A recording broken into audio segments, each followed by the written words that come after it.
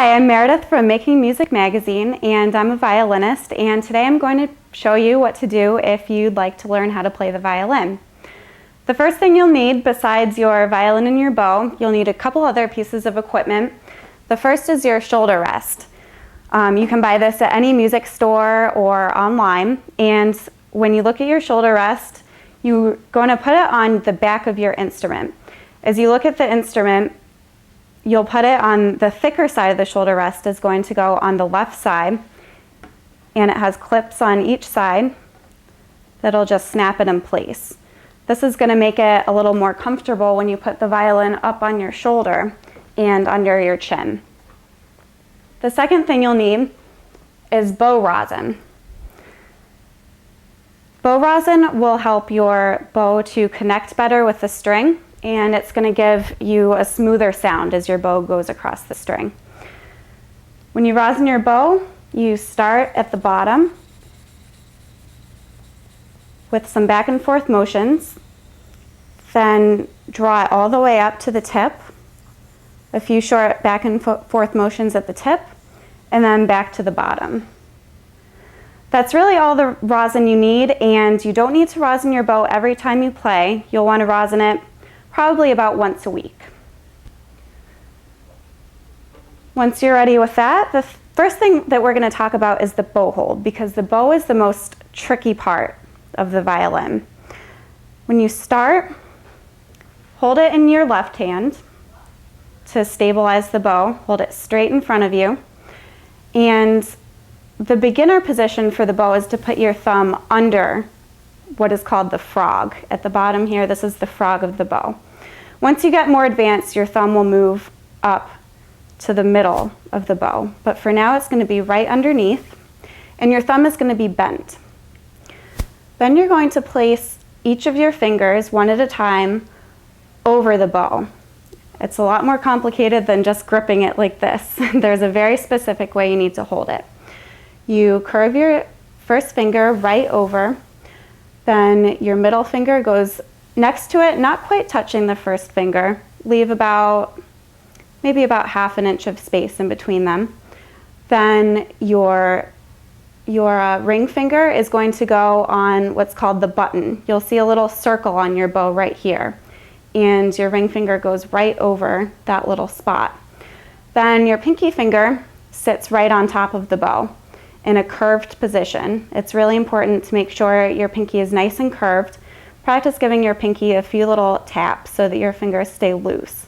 The key here is that you want your fingers to be really loose and relaxed, not gripping too tightly. Once you have that position, you can try doing a few open and closing motions with your elbow, as if your elbow is opening like a gate. This is the same motion that you're going to use to draw the bow across the string.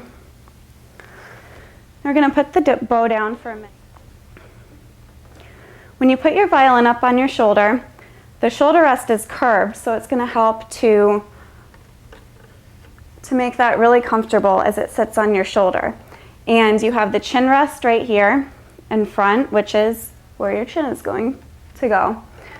This position should feel pretty comfortable, and it should be so comfortable, in fact, that you should be able to take your hand down and hold your violin just between your chin and your shoulder. When you're first trying to do this, I would recommend using a spotter to make sure that just in case anything goes wrong, you're not dropping your violin on the floor. But once you get used to it, it should come pretty naturally. You need to be able to do this so that once you get more advanced, your fingers can move around the fingerboard without having to support the violin in the hand. Once you have this position comfortable, you can pluck the different open strings of the violin. The strings, starting from the highest, is E. As you're looking at the violin facing you, the E is on the right side. It's the highest pitched string. The next one over is the A. The next one is D. And the lowest string is G.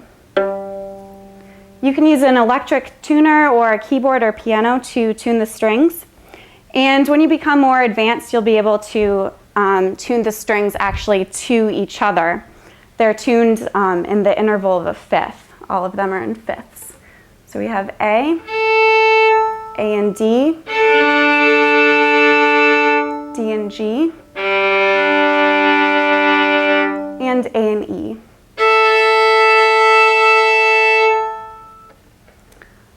Okay, so now when you have your violin up in your position, you'll check your bow hold again for your thumb bent, all your fingers lying across slightly curved on the bow, and your pinky curved on top. Now let's try playing a few open strings. Let's start with your A string.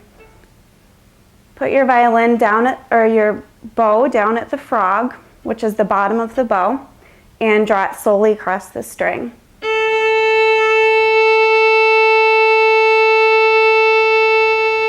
Now you can stop here at what's called the tip of the bow and bring it over to the E string.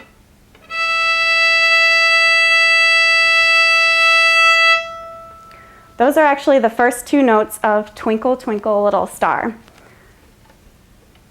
If we take those two notes and then we add your first finger down on the E string to play an F sharp, you'll be able to play the first whole phrase of Twinkle, Twinkle, Little Star. So I'll show you right now.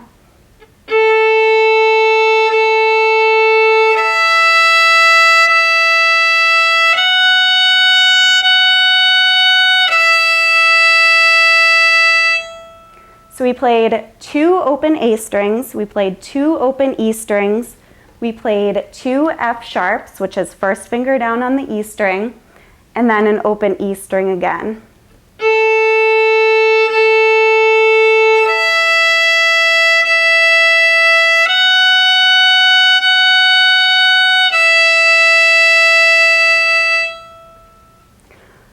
So go ahead and practice that, and for our next video demonstration, we'll finish playing the rest of Twinkle, Twinkle, Little Star.